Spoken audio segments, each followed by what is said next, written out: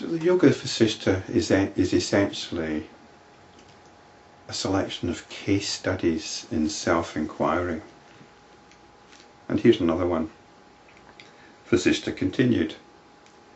There is another mode of inquiry which was adopted by the sage Vitahavya. This sage used to roam the forests and the mountain ranges known as Vindhyas.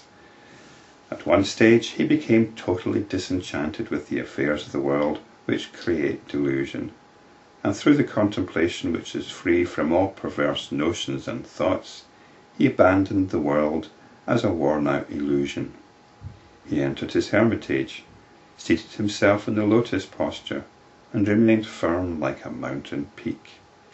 Having withdrawn the senses, and having turned the attention of the mind upon itself, he began to contemplate as follows. He turned the attention of the mind upon itself. And what is the mind but the attention itself? How fickle is my mind! Even if it is introverted, it does not remain steady, but gets agitated in a moment like the surface of the ocean. Tied to the senses, like the sight, it bounces again and again like a ball.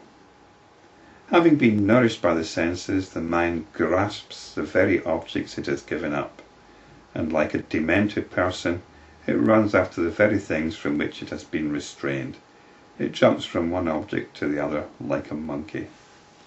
This state of affairs is very apparent to anybody that's trying to meditate, or even anybody that looks at the state of their mind. I shall now consider the character of the five senses through which the mind thus gets distracted. By looking into the situation, we loosen its binding potential. O senses, has the time not yet arrived for you all to attain self-knowledge? Do you not remember the sorrow that followed your pursuit of pleasure? Then give up this vain excitement. Truly, you are inert and insentient. You are the avenue through which the mind flows out to reach objective experience. I am your Lord. I am consciousness, and I alone do all these as the pure intelligence. You, O senses, are false. It's a bit like the master and servant. The master should be the boss, but it's actually the servant who's running things. You, O senses, are false. There is no connection whatsoever between you and the consciousness, which is the self. In the very light of the consciousness, which is non-volitional, you function, even as people perform various actions in the light of the sun. But do not entertain the false notion, O senses, that I am intelligent, for you are not. Even the notion I am alive that you entertain falsely is conducive only to sorrow. So it's not really just the senses here, it's the whole process of perception and cognition, percepts if you like. It's not just about perceiving things, but notions about what we're perceiving. There is nothing but consciousness which is beginningless and endless. O wicked mind, what then are you? The notions that arise in you, namely, I am the doer and I am the enjoyer, which appear to be great rejuvenators, are in fact deadly poisons. Do not be so deluded, O mind. You are neither the doer of anything, nor are you the experiencer in truth. The mind is like a sense organ,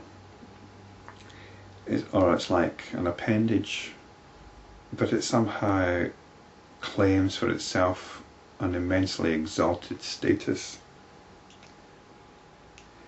You are inert, like a hand. It's inert like a hand or an eyeball. And your intelligence is derived from some other source, which is of course consciousness.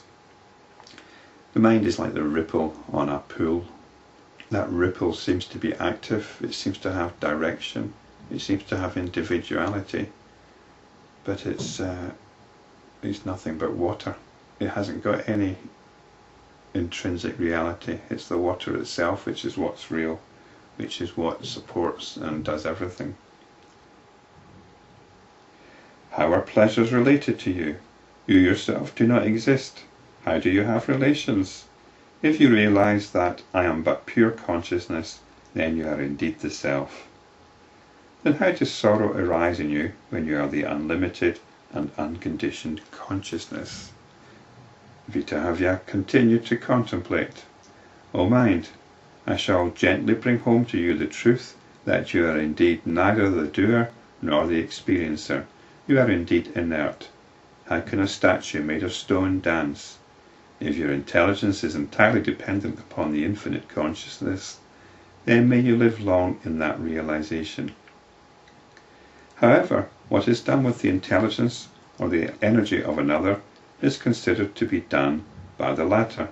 So again, it's the ripple on the water, which is actually done by the water. It's not the ripple rippling, it's the water rippling. The sickle harvests with the energy of the farmer, and hence the farmer is said to be the harvester. Similarly, though it is the sword that cuts, the man who wields the sword is the killer. You are inert, O mind. Your intelligence is derived from the infinite consciousness. It's derived from our own awareness. It's our own awareness which operates the mind. That self, or the infinite consciousness, knows itself by itself, experiences itself in itself by itself. It's always about turning the mind on itself, turning the attention on itself, focusing on what is focusing, which is awareness, pure awareness, which is not different from the infinite Brahman. The Lord endeavours to enlighten you continuously, for the wise should thus instruct the ignorant in 100 ways. There's loads of opportunity for us to look at this, to inquire into this, and to realize this.